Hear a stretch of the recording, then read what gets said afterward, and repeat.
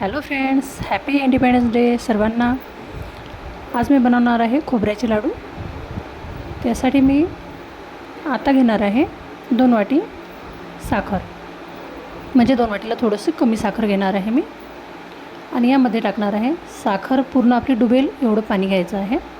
खूप सारं पाणी घ्यायचं नाही आहे. माझे व्हिडिओ जर तुम्हाला आवडत असेल तर लाईक आणि सबस्क्राईब करायला विसरू नका. साध्या आणि सोप्या रेसिपीज असतात. हे 1 पाव खोबरं खीस आहे, मी यामध्ये टाकून घेतलेलं आहे. 250 ग्रॅम. हे छान मिक्स करून घ्यायचं आहे. हे लगेच कोरडं होते. हे जेव्हा ओले आणि गरम गरम असतात तेव्हाच बांधून घ्यायचे आहे लाडू याचे. हे बघा, खूप चटके लागत आहे, पण तरी हे बांधावं लागेल, नाही तर हे कोरडं होऊन जाईल मिश्रण. हे बघा, या पद्धतीने लाडू बनवून घ्यायचे आहे. मी सर्व लाडू बनवून घेते. थोडं थोडं थंड पाण्याचा हात घ्यायचा, कारण की खूप गरम आहे हे.